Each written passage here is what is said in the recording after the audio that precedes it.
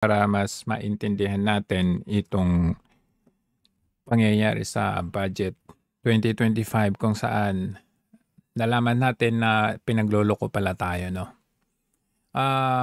We can discuss on this by having this diagram, ano. Unang-una, it will start from the president. Ang president ang magpo-propose ng budget for 2025. So, ang pinropose ng presidente ayon sa kanilang usap-usapan with DBM, ano ho, ayan, nung July, ang pinropose niya ay 6.352 trillion po. So that's with the meeting with Amena Pangandaman ng DBM. And sinabit nga nila ito nung July 29 sa House of Representatives. So dadaan po yan sa DBM. Nagkaroon sila ng meeting with the president. Oh, ito president, ganito, ganyan, blah blah blah. So 6.352 trillion, sinabmit nila itong proposed budget sa House of Representatives.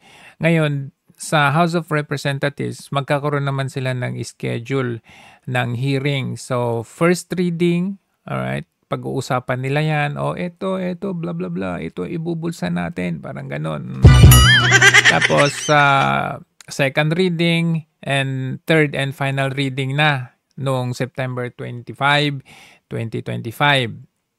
So pagkatapos nilang pag-usapan kung magkano man ang budget final, kasi yung 6.352 trillion na yan, hindi pa yan, kumbaga propose pa lang yan. So hindi pa natin alam kung ano yung pinag-usapan ng House of Representatives with regard to this budget. Nagkakaroon sila ng mga deliberation, debate doon, papupuntahin nila yung mga iba't ibang sangay ng gobyerno natin, DepEd, Agriculture, Education, papupuntahin nila doon kasi pag-uusapan nga nila until umabot sa third and final reading noong September 25 kung saan isasubmit naman nila ito sa Senate of the Philippines. Sa Senado naman, sa the same procedure, dadaan pa rin sa meeting, papupuntahin ulit yung Department of Education, Agriculture, DOST, AFP, lahat papupuntahin ulit doon. The same procedure kung anong ginawa sa House of Representatives.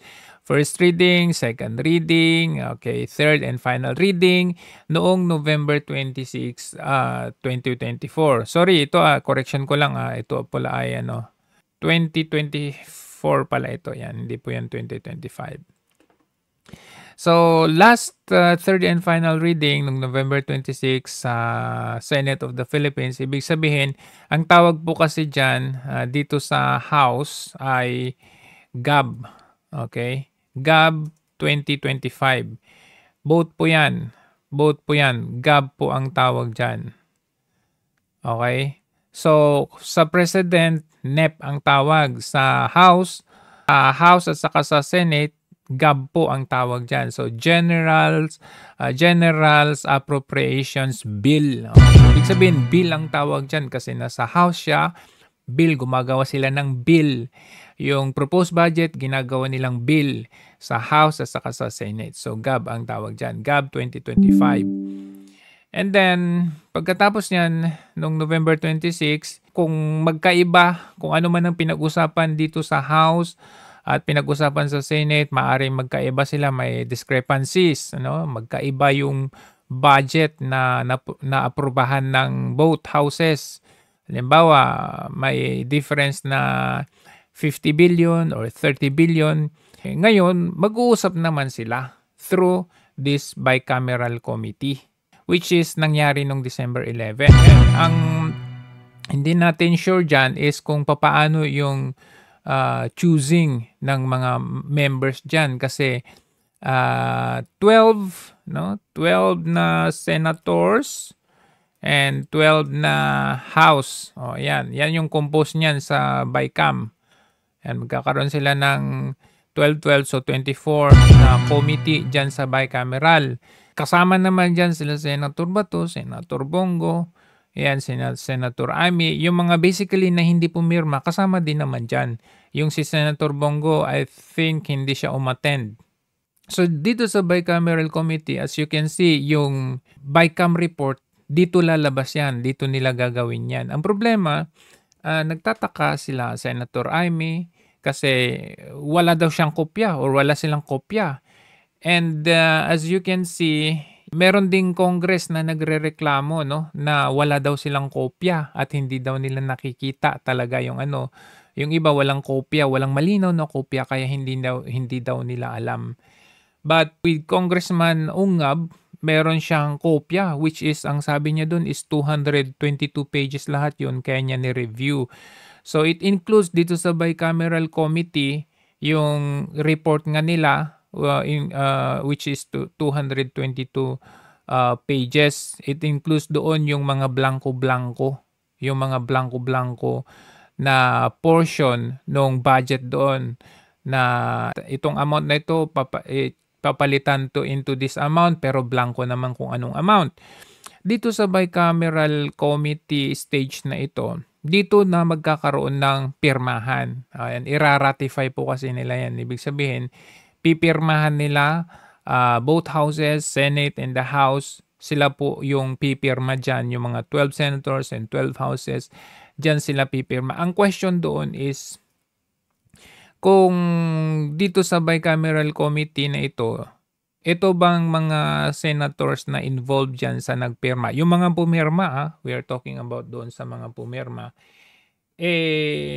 alam kaya nila? Nakita kaya nila dyan inside of 222 pages na report na yan, yung mga blanco? Ko-question natin dyan kung sino-sino sa kanila ang may alam na kahit na blanco yan ay pinirmahan nila. Kasi kung si Senator Amy ay duda sila kaya hindi sila pumirma, Senator Bongo hindi rin pumirma, si Senator Bato de la Rosa hindi rin pumirma, at yung ibang mga congressman na duda dyan na hindi pumirma, kung alam ba nila na blanco yun at kahit alam nila, pinirmahan nila, questionable yun. Meron ba kayong pinag-usapan na ganito, na itatago ninyo ito, tapos pipirmahan ninyo? Kasi napaka makapangyarihan po yan, kasi ira-ratify ninyo yung report na yan eh. And then from this bicameral committee, bago nila ipapasa sa presidente yan, dadaan muna yan sa technical staff. Anong gagawin ng mga technical staff dyan sa BICAM na yan? Kung may mga corrections dyan, typographical errors, grammatical errors, okay, aayusin nila yung construction of sentence. Limited lang sila hanggang doon. Hindi po sila pwedeng bumago ng mga figures from billions, from millions to millions or thousands to millions. Hindi sila pwedeng bumago ng mga, yun lang ang kakayahan ng technical staff na yan. Baguhin yung mga errors, spelling, grammatical errors, hanggang dun lang. And then after that, sa kanila ipapasa naman sa presidente at yan po ay magiging gaan na. Magiging ibig sabihin magiging batas na. Kasi pipirmahan na ng presidente. Pinaka-final stage na yan, which is naging from 6.352 trillion, naging 6.325 trillion. About siguro mga 50 billion difference from the proposed budget to the approved budget, which we call it now the General Appropriations Act 2025. Ngayon ang question natin dyan, since nagbigay ng pahayag in defense itong si Presidente Marcos Jr. na sinabihan pang lying daw ang Presidente Duterte, ang tanong natin dyan, alam kaya niya? Alam kaya niya kasi bakit yung mismong House of Representatives na at sa Senate of the Philippines na involved dito sa BICAM committee, hindi man sila nagsasalita. Hindi man sila nagsalita, pero ang nagsalita itong presidente. So the question lies in the alam kaya niya. Kumbaga dinipensa niya, instead na tignan niya, ayan na natin tong technical errors, tignan niya, balikan niya yung BICAM report.